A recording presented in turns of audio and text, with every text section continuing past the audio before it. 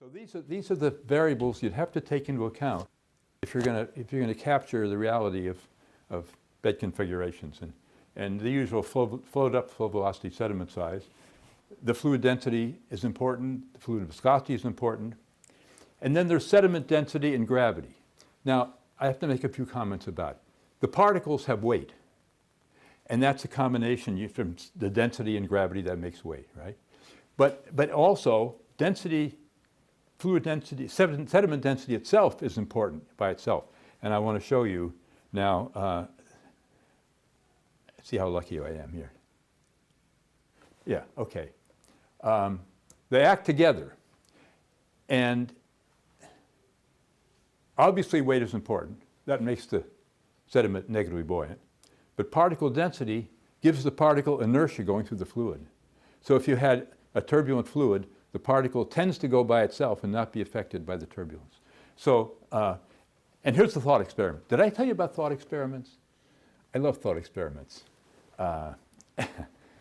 Einstein loves thought experiments. His whole theory of relativity was based on some thought experiments. I saw Einstein once. What do you think of that? 1952 in Princeton. He was walking on a sidewalk near his home, and I was sitting there in the car, and I watched him walk by. All right, so look, you're in a zero-gravity spaceship up there in space, and you have a big tank of water, closed-in tank of water. And you have a way of shooting a particle into the tank and watching what happens with it. Now, the particle has no weight at all, but it's still, its difference in density still is important because it has inertia. And if the flow in there were turbulent, and you shoot the particle, it would try to take its own path, not unaffected by the turbulence, right? And I showed you this. I think I showed you this. It should remind you about what buoyancy is in the first place. And here's one of my all-time heroes, Archimedes. So rho s and g together account for the motion of the particle. And we don't need to worry about the weight per unit volume. Rho s and g take care of the weight per unit volume, so we don't need to worry about it. So what's most important for us are, I think, depth, velocity, and sediment size. And there are various ways of non-dimensionalizing. And this one I think is useful. This is different from the PowerPoint number 3 you had. It's different in some ways, but anyway, there it is. So we can use those three-dimensional variables, flow depth, flow velocity, and sediment size, non-dimensionalized. But what I'm going to do, and you can make a three-dimensional diagram out of it, section this way, section that way. And I'm going to show you some results.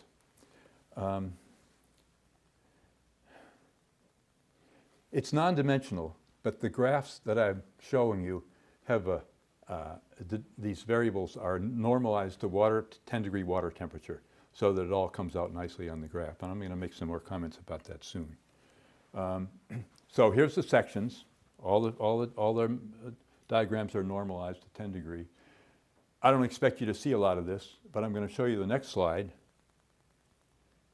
in more detail. This is a flow depth versus, so what you see is for low velocities, there's no movement. Then you have ripples. Then you have dunes. Then you have upper plane bed. But these lines down here are for equal Froude number about 1. And beyond that, you get anti-dunes. And if you made dunes way down here somewhere, you'd find that the dunes and the anti-dunes would interact with each other somehow. And I've never done that in the lab. I can't tell you what it would look like. This is one of my favorite slides. This is another section, U versus velocity versus sediment size. This is for a flow depth of about 0.25 to 0.4 meters. A lot of data. Almost all these data come from the laboratory, my laboratory, a lot of other people's laboratories. And it plots very nicely, interestingly, I think.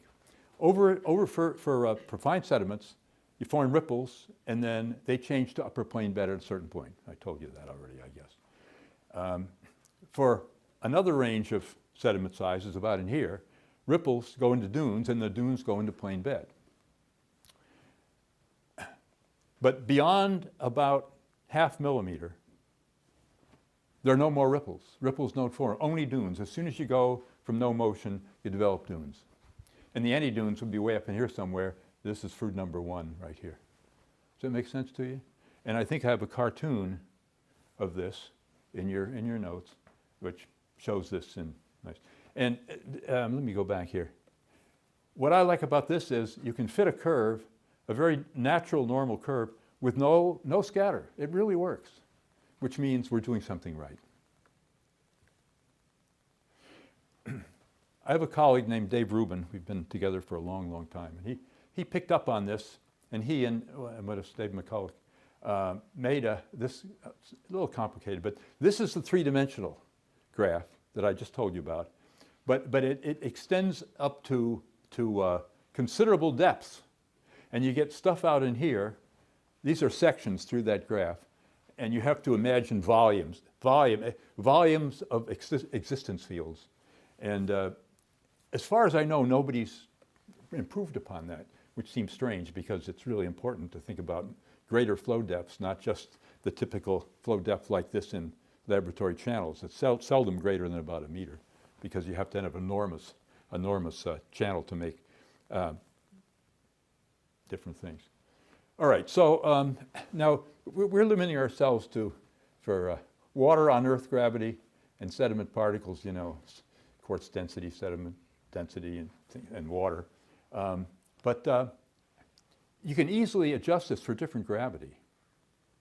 And I'll make a few comments pretty soon about Mars. But you know, there's zillions of planets out there in the universe that would have flowing liquids, moving sediment particles under some gravity.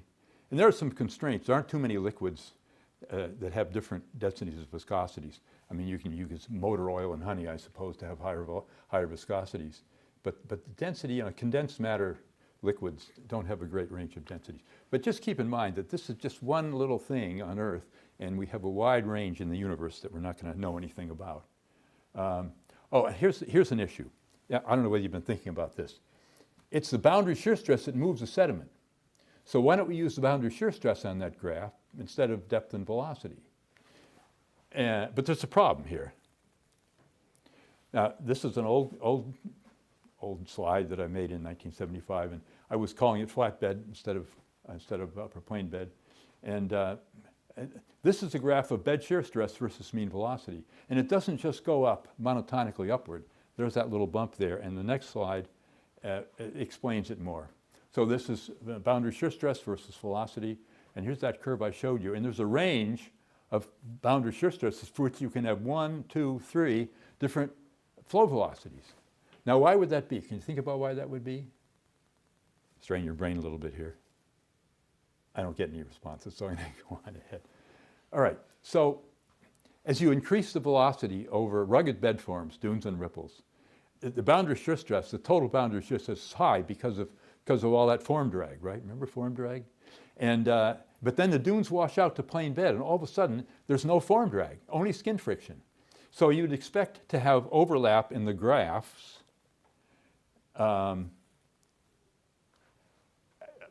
This is just to glance at, and there's a cartoon of it. There's an area, a couple of areas in here for which there is overlap of data. It gets really messy in here. And that's just because we're dealing with a non-monotonically increasing value of the flow stress, of the stress. And there it is, you have to live with it. How do you get around it? So when? Sorry, for the three-dimensional graph that you showed, are those just for like subaqueous dunes, or are they also applied to aeolian? They're for water. Okay. Well, water, or they would be good for any other liquid. But let me point this out. I forgot to point it out. These graphs are for a given ratio of rho s over rho, density ratio. That was one of the dimensionless variables. There were three, you know, velocity, flow velocity, and water depth and sediment size. But there's another one. This is all for that density ratio, quartz, sand, and water, for example. So you have a whole different diagram with whole different existence fields, similar but not the same, if you have a different density ratio. Now, we made some experiments with tungsten grains. We bought a ton of tungsten particles, Tungsten has density almost as high as gold. And we made bedforms. This is a project I did in South Africa with some colleagues in South Africa. I don't have a copy of the publication. If I had, I would have tried to put something in here. But anyway, that's the way you could do it, is to somehow partition the drag so that you look only at the skin friction part. And there are various techniques that have been developed for drag partitioning, and none of them works perfectly. Some of them work okay. But if you didn't do that, then you can't use total boundary shear stress. That's just a point that you need to know about. This has probably occurred to you. Are ripples and dunes different? Well, obviously they are. They're different in size, they're different in behavior, and they're different in origin as well. And there's something called a spectral gap. Ripples, current ripples in water on Earth, are seldom bigger than about a decimeter. Dunes, however, are seldom less than about a half meter, even in shallow flows.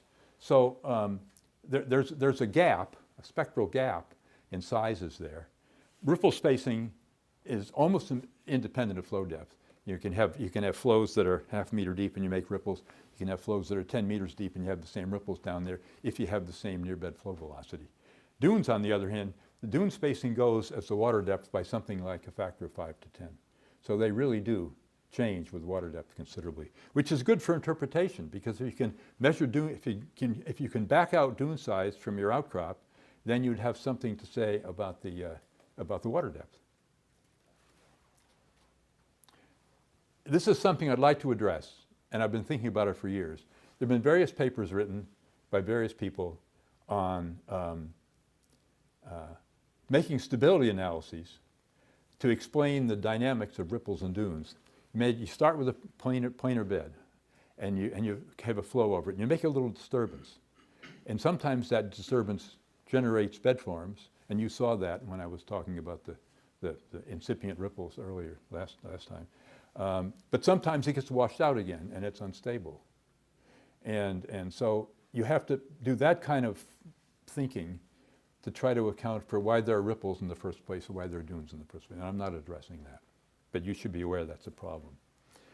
How about Mars? Now I'm going to come back to Mars because, these planetary sedimentologists have to worry about things on Mars, right? And so if you could redo this diagram just the way it was, but plug in different gravity, which you can do, and here are the results that I figured out a long time ago. From one kind of bed form to another takes place at lower velocity on Mars by a factor of about 7.74. And if you look at the change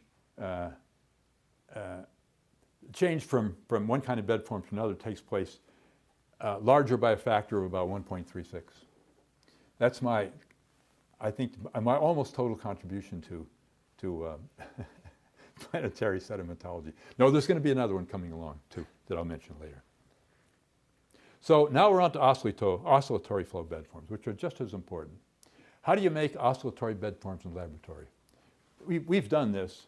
There's a tank, horizontal tank, sediment bed, and you have a wave generator, either paddle back and forth, or you could have a piston going up and down, and the waves go down to the other end. And what you have to do is put in a total wave absorber at the other end so you don't get reflected waves, because then you'd have standing waves, and we don't want that. But you can also do this, and we did this big time in building N9 back about 20 years ago with Bill Arnott and one of his students. You can have a liquid pendulum in which you take a tank with reservoirs and you move the level of water in the reservoirs back and forth with some sort of piston, and it works. And you can make nice bedforms that way. This looks very clever. You have a still water and a thing that moves back, oscillates back and forth. And you can make ripples with it. But the ripples aren't the same as the others. So people have written papers about that. They have to admit that it doesn't really work for natural environments. But they've done it. No, so this is the first order here. This is the big message, if you want to look at it that way. Details later. So as you keep increasing the oscillatory velocity, there's no current involved here.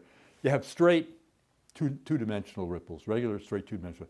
And then at a certain point, and I'm going to get into this more on a couple of slides, and they're small, but they get sort of three-dimensional. And then they get larger and larger into large three-dimensional. And finally, at the highest velocities, you get a plane bed again. That's the basic message here, what goes on. But we'll try to go beyond that.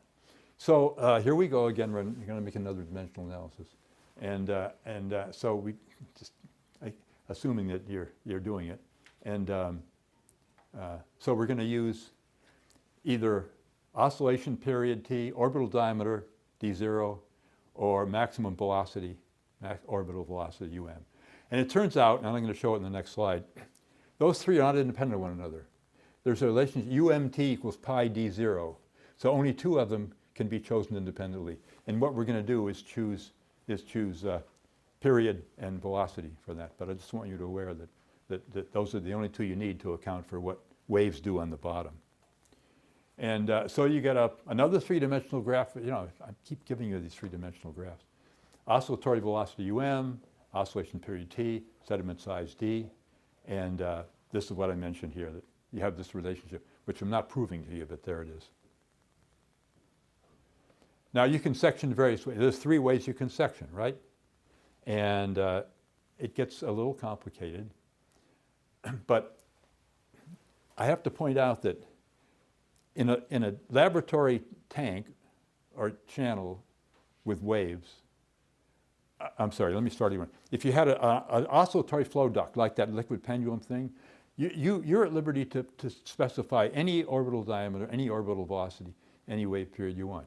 But real waves don't work that way, because the way waves work, there's a certain range, there's only a certain range of those variables that are actually produced at the bed under shoaling water waves. So if you think of that three-dimensional graph, there's some volume in there which is realistic for waves, and the other areas are not realistic for waves, even though you can make them in the laboratory. That's how we have to live with that. But in this permissible volume, if I can call it that, there are existence fields, three-dimensional existence fields, same way there was for unidirectional flow. Does that make sense to you? You can picture there's this volume in there that things could be happening under waves, and there's various kinds of small versus large, straight-crested versus three-dimensional are going to be in there somewhere. Every ripple you can possibly make would be in this three-dimensional diagram. But the trouble is, not every point in the diagram is occupied by a bed configuration. That's what I just pointed out to you. So how do you get data on these things? Well, experimental tanks and channels, been done often. There's a size limit. You know, you can build an enormous wave channel and make real waves. And they had one at the U.S. Army Corps of Engineers Waterways Experiment Station. They had one of these enormous tanks. But you're still limited. You know, out in nature, there are plenty of 10 to 15-second wave periods. And you can't make one of those in a laboratory. So there's a definite limit. Or you can make observations of the shallow ocean. And there's been studies to do that. But it's tough because it has to endure storms. You have to record the stuff somehow. You have to wait a long time until a storm comes along. But people try to do it, and it's a valuable thing to do. So this is a graph that I took from my notes. It's just one section, a velocity period section for sand size, about 0.01, 0.02 millimeters, fine sand. And let me tell you some things about this. These downward sloping lines are contours of equal d0, which has to be in there because you've collapsed the three-dimensional down into two dimensions, and these planes of equal d0 would come out as lines through the graph. I'm not showing you all the nature of the data points, but all of the solid diamonds and the open circles are relatively low velocities and oscillation periods. And I've tried to, and then the ones up in here, the squares, the open squares, solid squares, and some other things are for much larger oscillation ripples that get produced. And I've tried to contour. These are and I don't think did I say this? Did I say, yeah, dash curves, ripple spacing. I tried to contour the ripple spacing, and they increase very regularly up from lower left to upper right. But there's another curve in here, a solid curve, and that's an important curve. Everything below that curve is two-dimensional bedforms, and up above that is three-dimensional bedforms. Now, it's not a definite cutoff. It's not like one of those boundaries in ripples and dunes and unidirectional flow. There's a gradation. There's a range in here around that line in which the ripples start to be three-dimensional and then become three-dimensional. I made that long ago, and I never followed up and made others like it, but there it is. Some pictures. It probably won't surprise you. Ripples, oscillation ripples, small scale oscillation ripples, typically straight, crested, and regular. They're tuning forks often, you see. This is from the Moenkopi near Vegas. It's a nice section, a lot of interesting stuff in it. And there again, you have a tuning fork junction, and still another from the same place. I don't know where that's from. That's the lens cap up on the top. But again, straight crested, regular.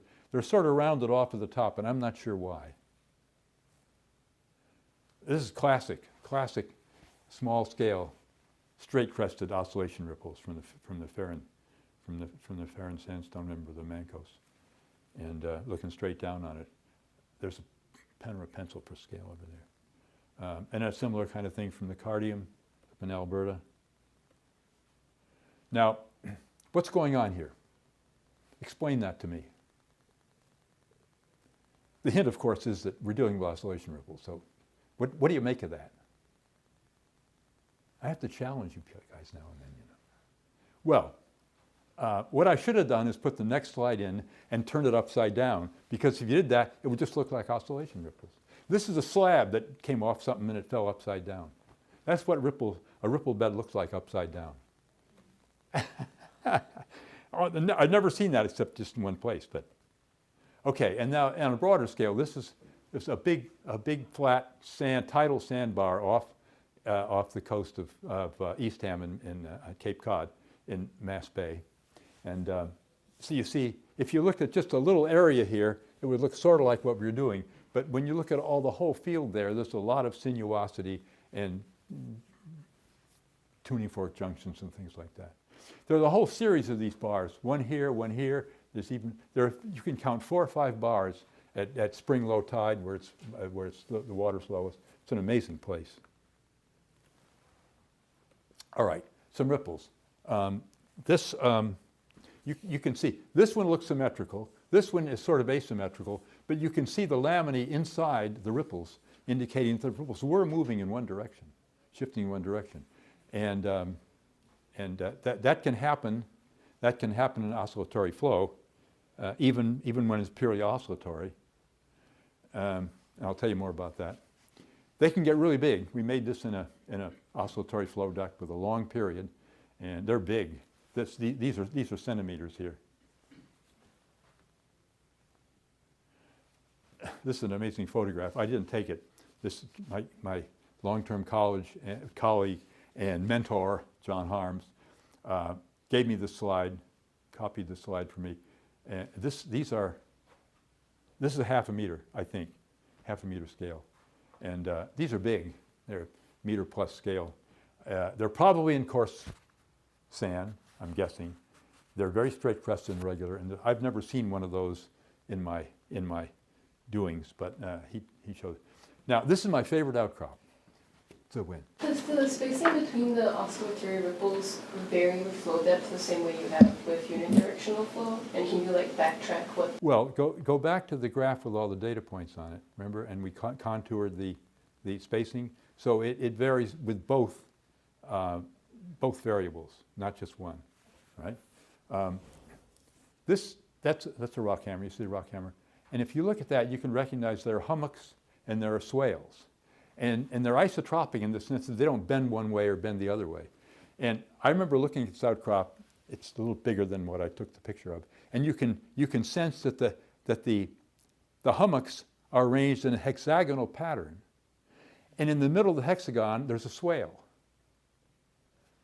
And I even in one place, and I can't point it out to you, there's a place where within the swale, there's a little miniature hummock right in the swale. It's amazing. My favorite outcrop. But, I went back here some years afterward, maybe 8 or 10 years. It had fallen apart. A tragic loss. It had fallen apart, and it's not there anymore. I don't remember where I took this photo. There's a rock hammer there. But it's, again, sort of hummocky swale, although it has some lineation to it. And it's somewhat asymmetrical. And this, I want you to keep this in mind when we talk about combined flow bedforms. It's not that great a picture, but it shows some interesting things. Here's a close-up from straight down on a hummock. And you can convince yourself that it's three-armed, one this way, one that way, and one that way, with a sort of a peak to it. This, I think this was from somewhere in Canada. I was looking at it with Roger Walker, but I can't remember where. This is another one of my favorite chunks of. I carried this out of the outcrop from the Wood Canyon in the southern Nopah Range. And here's the scale. A hummock here, a swale, a hummock over here, and the whole bed presumably was like that, hummocky swale, on a medium scale, you know, a couple of decimeters. And if you look closely, and this is getting ahead of ourselves, the stratification here is medium scale hummocky cross stratification. And I'm going to say a lot more about that coming up soon in the next session. Now, I'm going to take a shortcut here and show you a couple of graphs that show that there are things called orbital ripples, spacing consistently just a little less than the orbital diameter, through a transition in what are called suborbital ripples to anorbital ripples, largely independent of the way spacing, but it is dependent on particle size. You get in fine sand, only in fine sands, and in very long excursion distances, you get ripples that look like current ripples. This is from a classic paper written by my colleague Ed Clifton way back. He died a few years ago, in which he plotted, and I think I have the axis where lambda, that's the spacing over the square root of d. I don't know why he did that, because it's not dimensionless. And the horizontal axis is d0 over d. Let me go back. And so there's a trend here, and those are the orbital ripples. And then it breaks through some messiness and comes out to a big group of anorbital ripples. These are data from both laboratory and field. It's not the only one. Let's skip that. In a more recent study, this is from Pat Weiberg and her colleague back in the late 90s, the same kind of, they plotted spacing over d and d0 over d, so it's really dimensionless. And you can see there's a whole bunch of points here, both from field and laboratory data, that are orbital ripples. They go with the space. They go with the spacing. But there's a whole bunch out here which are totally separate. Those are all only field data, and those are anorbital ripples. So it seems strange, doesn't it, that you can make both orbital ripples and anorbital ripples in the lab, but the only ones you see in the field are anorbital ripples. There's another example from a paper we wrote in 2005, in which these are the I won't go into details, but these are the vortex ripples, and these are the orbital ripples, and those down in the left-hand corner are anorbital ripples. So this summarizes what I'm trying to tell you here without a lot of details. But somehow they're different. There's some sort of instability that makes them different. I've wondered for a long time, and my colleagues have also wondered at the same time with me, about whether anorbital ripples are really just like reversing current ripples. Because suppose you have a very long orbital diameter and a fairly substantial velocity over the bed. So for the 10, 15, 20 seconds that the flow flows this way, current ripples want to try to form. You know, they're opportunistic. They form whenever the current velocity is right. And then it reverses to go back the other way. They're still there, but they flip over and grow some more, and you go back and forth and back and forth. And you end up with anorbital ripples that are basically current ripples that can't make up their minds which way to go, if you want to look at it that way. I'm not sure I'm right about that, and I've talked with colleagues about it, and there's some agreement among us that that's the way it works. Now there's something called ladder back ripples or cross ripples, which to me are mysterious. Look at that. I forget where I took that. That's my scale, so I took that picture. You can see there's some major oscillation ripples, and then in the troughs there are some minor smaller oscillation ripples. They're almost the same size, I guess. Here's another example. That's a watch for scale in the middle. So these are the main oscillation ripples. But look at all the smaller ones in the. Now is that because of something how it works under these conditions, or is it you made the large ripples first and then things changed and you got oscillation from the other direction, which seems to me to be possible. And I don't know how you tell the difference. So here's the two ways you maybe could make them: non-parallel oscillations, or a single component under certain conditions, and that's what I want to get to next. Ed Clifton, who I mentioned, organized some data from various places, shoaling waves coming in, shoaling, finally breaking on the shore, and out in the fairly deep water you get active long-crested or oscillation ripples we're looking at. Then they get irregular. Then you get cross ripples for reasons I have no idea why. And then when the swash, the waves break and run up the beach, you get sort of what do you call lunate megaripples. They're not oscillation ripples anymore. I have no idea how this formed. Pentagonal oscillation ripples. No idea how it formed. I took that when Paul Myro was just finishing his doctoral thesis up there in St. John's in Newfoundland, and we went across to Bell Island, and a lot of interesting stuff. And there it is. I don't know anything about it. So now this may be counterintuitive to you, but oscillation ripples formed in purely oscillatory flow. What if like one of the like orientations of the ripples was 3D and one was 2D? Yeah, are you talking about the pentagonal ripples now? Maybe there are 3 or more different oscillation components, maybe something like that. I don't know. That's so cool. I know, it's amazing. So ripples formed under purely oscillatory flow aren't always symmetrical. Now, way back in hour 1, I told you about how under shoaling waves, there's a sort of fast and short, slow and long. The water doesn't go anywhere on a net basis, but because sediment transport rate is so steeply climbing a function of the flow velocity, that you end up getting net transport toward shore, and you can get asymmetrical, purely oscillatory flow. Seems counterintuitive, but it happens. Now, a little bit on the eolian bed configurations. I'm not going to say a lot about it. I mentioned barcans early on when we talked about sediment transport. Those are miniature. These are major. These are big ones. I forgot where that is even. And here's a more distant view from the air of an isolated barcan. So I'm not going to say any more about barcans. Read Bagnould's book if you want to know about barcans. So, but classic wind ripples. Now, at first glance, you look at it and say, oh, they're oscillation ripples underwater. But they're very distinctive in their shape. They're asymmetrical, and they have grain size segregation that's very different from what you'd find in oscillatory flow ripples. They can get fairly good size. Here are some that are getting up pretty big. There's not a scale in there except for the bush, unfortunately. I should have put a scale in. But they're decked with smaller scale wind ripples as well. Now, if you look at the dunes, this is there's a lot of active coastal dunes along the coast of Oregon, for example. I'm out there with my colleagues. They take me out there to show me this stuff.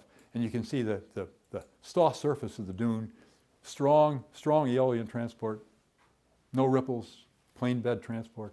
Reach the crest, and the grains that are deposited at the crest slide down the crest. This is a view of the same dune. Here's a slip face at angular repose, and the grains slide down as little miniature grain flows out onto the. This is an earlier dune that this one is overriding. Now, I have to say some things about combined flow bedforms, but I'm not happy with it because I don't know much about it. I don't think anybody knows much about it. It's a jungle when you think about it. You have all the things that go on in unidirectional flow, everything that's going on in oscillatory flow, and everything in between when you combine the two flows in various ways.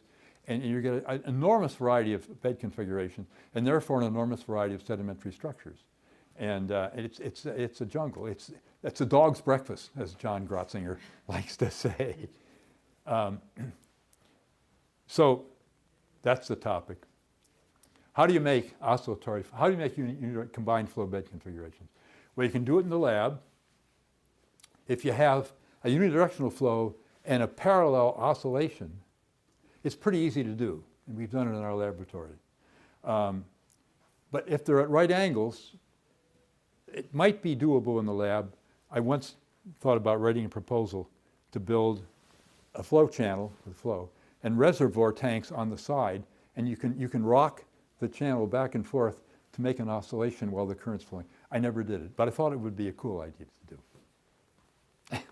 We didn't do it. Oh, wait a minute. And then the third would be to, if you have more than one oscillatory component plus unidirectional flow, this would be very difficult to do. And I think it's been done, I'm not into the literature, but you'd have to have a big wave tank with wave makers here and wave makers over here and wave makers over here. Plus, you'd have to pump water from one side of the tank to the other to produce the current. And that's a big job, and I don't think much has been done on it.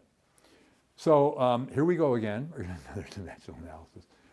You need not just max orbital velocity and unidirectional flow velocity, and period and size. So here you have 4 variables instead of 3. Well, now I cannot, and I don't think anybody can visualize a 4-dimensional diagram. All right? I think that's beyond our capabilities. So what you'd have to think about is you make one of those 3-dimensional graphs for every value of the 4th variable. And you could do that. I mean, it's an enormous job, and it would take a lifetime of experimentation to fill in a graph like that.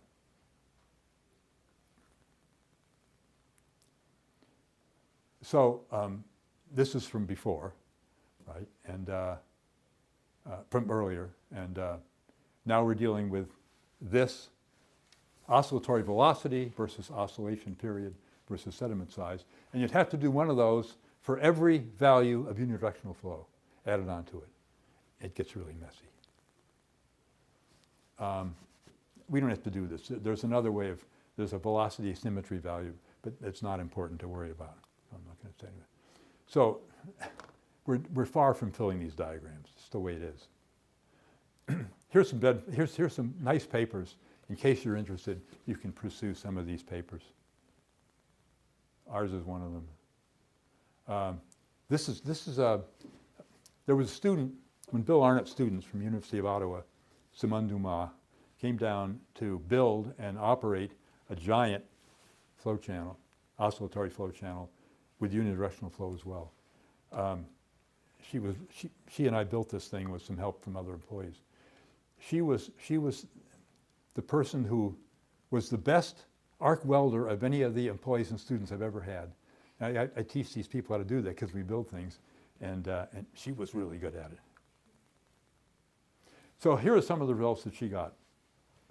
This is for small scale bed forms, range from, as you might imagine, symmetrical to somewhat 3D to very 3D, and on into basic current ripples, right? And you can do the same kind of thing for large ripples. Again, symmetrical for almost purely oscillatory flow. They get a little 3-dimensional, and they're somewhat asymmetrical. Then they get to be more 3-dimensional and more asymmetrical. And then you finally get to dunes and unidirectional flow. So that's the way of looking at it. That she made these conclusions based on all the experiments, all the runs she made in the duct. And this is her graph, which is a good one. Oscillatory flow velocity versus unidirectional flow velocity. And this is for a particular size, 0.14 millimeter size, 8-second period, which is pretty realistic of things in nature. And you can see again, no movement, lots of rugged bed forms, plain bed. And she has these lines, but she explains in the text of the paper that those are gradations.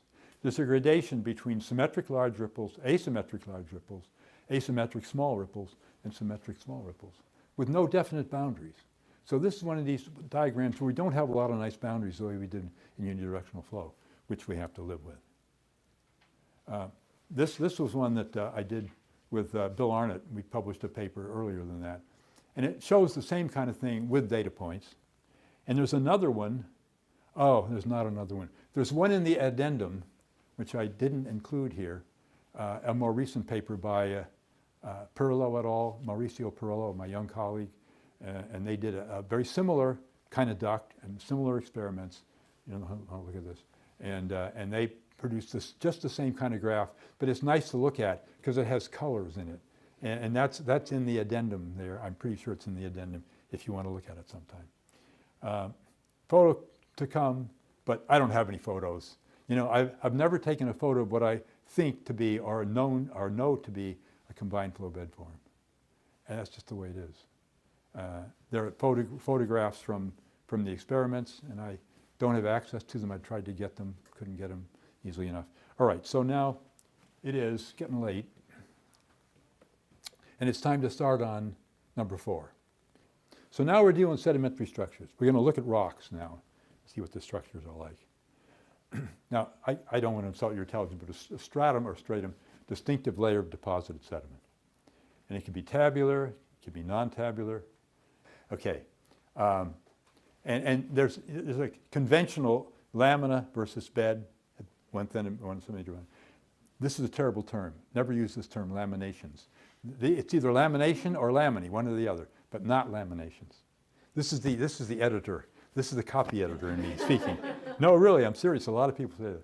Okay, and you know the difference between texture and structure, right? We're dealing with structures here, not textures. Modes of deposition. All right, this is pretty simple to understand. You can have fallout without traction. Clearly you can do that, and it happens many times. Or you can have fallout with traction. Particles are coming down and being added to the bed, so we get aggradation. Differential transport is a little tricky. I want to show you that. And of course, there's mass deposition, like debris flows grinding to a halt, which is outside the scope of this presentation. So here's the flow, a non-uniform flow. It's deepening and slowing as it goes downstream. You have a flow velocity U, a sediment transport rate, QS, at both sections. But you can see that the sediment transport rate is greater here than down here. So sediment must be being stored on the bed. That makes sense? I mean, that's bookkeeping. And so that's, well, deposition, you have to think of, it can be one or both of two of those factors. And we'd like to know how to figure out which is which. I don't think that's an easy job. But you have to be aware that's how deposition works. And mass deposition, I'm going to not go through this very fast. I'm going to go through this very fast. Debris flows are important. The Bauma A, the lowest part of a turbidity current deposit, here's the Bauma sequence. You probably know about the Bauma sequence. This part down here is massive and it involves mass flow. We did some experiments on that once with a master's student. So here's another way of looking at it. If you have flow of a thick mass of sediment, but it's flowing, that the shear stress, the shear, is least up in the top. So that means it will freeze earlier at the top and freeze gradually downward until finally the whole thing is a plug of sediment, immobile. Which I think is a nice way of looking at it. So we can deal with planar lamination. Sometimes people call it planar lamination, plane parallel. Don't call it horizontal lamination because it's not horizontal. It may have started out horizontal, it may not have, but when you see it, it's usually not. So planar lamination, call it planar lamination. Two kinds. One, obviously, you get a flow dropping sediment without further traction, and you can, if the surface is planar, it's going to be building up a deposit, planar laminated deposit. But you can also, and I think I've made this clear to you already, you can have deposition during active traction in the plane bed regime, and so you build up a planar laminated bed during transport. I think this is from Bill Arnott's field area. I was on his thesis committee, and we went out for a glorious week in Montana at his field area after he passed his thesis defense, and nice lamination. That's a 15 centimeter scale. So these laminae are a fraction of a centimeter thick, which is very typical. It gets a little more complicated. I think this is in the same section we were looking at, and planar laminated. But look in here, you can see some vague foresets in here. So something happened to the current, and it decreased, and then it started up again. That's how I interpret that anyway. And it's a little tricky. A couple more slides. You've probably seen planar lamination in the field. So there's an idea floating around, and one of my grad students, Chris Paola, was partly responsible for this. The idea that the bed isn't perfectly planar. There's very low amplitude, very long spacing features that move along the plane bed surface in the upper plane bed regime. And this is what makes the laminae as they go by, a little laminae, about a centimeter, about a couple of millimeters thick. I can believe it. Now, I don't need to tell you this. Different in grain size within a lamina, that's how you see them. Now here's an interesting question. I've tried to do this in the field. Next time you're in the field looking at planar lamination, how far can you trace a given laminae before it disappears, replaced by another, changes in some way? And typically it's something like from well less than a meter to as much as a few meters, if you have a nice enough outcrop. It's nice to play around with. Now there's something called parting step lineation. You may have heard of parting step lineation. So you have a lithified, plane-bedded succession. And when it brings up the surface, it's weathered, it splits. It often splits along bedding planes, bedding surfaces that happen to be, during plane bed, that are weaker than the surrounding strata above and below it. And the nice thing about it, this is from the sidewalk going to a tea party, a tea plantation in Sochi, and you can see because of the orientation of the grains as they're being transported under plane bed conditions, produce an anisotropy, and then when parts along a bedding surface, that anisotropy shows up as these parting steps. It's pretty understandable. Here's another one. I can't remember where that's from. So that's all I'm going to say about parting step lineation. But now we get into another major part of the presentation. How do you interpret the flow conditions? By looking at the cross-stratified bed. That's a major undertaking, and I need to make some comments about it. There's a forward problem. You know about forward problems and inverse problems, right? The forward problem is you have a flow over a bed. It forms bed configurations. During aggradation, sedimentary structures are formed, and you get stratification. But the inverse problem is trickier. You see the stratification, and you try to figure out what the bed configuration was. And then from the bed configuration, you want to know, plus aggregation, what was the flow like? That's what you want to back out. That's the whole purpose of doing this kind of thing, is making interpretations like that. And it's not easy. Why? It can be difficult or impossible because there's local erosion. Time gets unrecorded, and so local deposit geometry, which existed at one time, isn't there anymore. So that's a universal problem that we have to deal with. Anyway, here are a few more thought experiments coming along. I got to quit in a few minutes, but let me just go through this. Okay, how could you do this? You could set up a flow over the bed to make a bed configuration, and that's been done many, many times. You can add sediment above at a constant or varying rate while flow velocity is either constant or varying, and you degrade a bed under varying conditions. And then you could section the deposit vertically downstream, cross-stream orientation, parallel to the bed if you wanted to, and you could see what the structures look like. But if this was made by differential transport, it might be difficult to figure this out. But anyway, that's the kind of thinking you have to do. So another thing you could do is what's called synthetic aggradation. We've done some of this in the laboratory. You set up a flow, you make a bed configuration. Then you make time series maps of the bed.